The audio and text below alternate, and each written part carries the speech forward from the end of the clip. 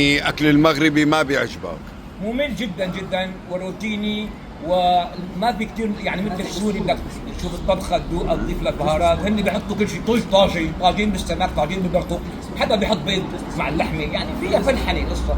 طاجين شو كمان، باللحم والخضار، طاجين بلحم الغنم، طاجين بلحم الحمار. بالسمك؟ طاجين بلحم الحمار. والطبخ المغربي ممل. بسم الله، تعال نحكي شوية على الطبخ السوري. تعال، ايش رأيك في هذه الطبخة عندكم؟ اسمها مقلوبة، مع انتم بتحبوا تسموا الاسامي مقلوبة، مهزوزة، مفدوعة، مرفوعة. ما هذا؟ قال لك مقلوبة، أكلة عبارة على بتلجان باذنجان فازك مبلل فوق الأرز، وشكل الباذنجان مثل التقاشير. وقال لك نحن عنا أكل عم بيتكلم على البهارات. قال لك هذه الأكلة قال لك ملوخية سورية، عبارة على شعر مخلوط مع الحنة، أوكي، وجنبها أرز. قال لك ملوخية. الملوخية بنعطيها نحن فقط للمعاز والأكباش كرمال تجطر مع وكل شيء بالروز. نهار يخطاكم الروز مع انتم في آسيا هاي تقداو لكم. قال لك الطبخ المغربي روتيني. الى ما الطبخ المغربي روتيني، انتم الطبخ ديالكم راه روتيني اليومي. 90% من اكلكم جاي من العثمانيين، تركيا واليونان.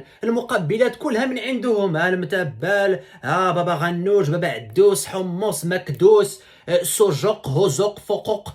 قال لك سيدي ورق بالعناب، قال لك سيدي تبولي، كلشي داكشي جايبينه من تما. هاد المنطقه بتطبخوا كلكم كوبي كولي، بتاخذوا من العثمانيين، بتزوقوا شويه وبتسموها اكل سوري، اكل هذا اكل هذا. شلل فمك بالسمنه والعسل وبدل السنان قبل ما تنطق كلمه الاكل المغربي. المغرب عالم تاني. البرامج العالميه ما بتتكلم على الاكل السوري، بتتكلم على الاكل المغربي. اش من طواجن، اش من قوامل، اش من بسطيل، اش من كسكسو، الطنجيه والشويات المغربيه. بلا ما اتكلم، العالم بيتكلم عنا. اخويا الصلعوص عم بمزح معاك، عم بطبط معاك، ما تتقلق اخويا السوري، نحن بس عم نمزح معاكم كما مزحتم معانا. ساركازم المغربي، ها نحن كلنا اخوه في العروبه، اخوه في العروبه.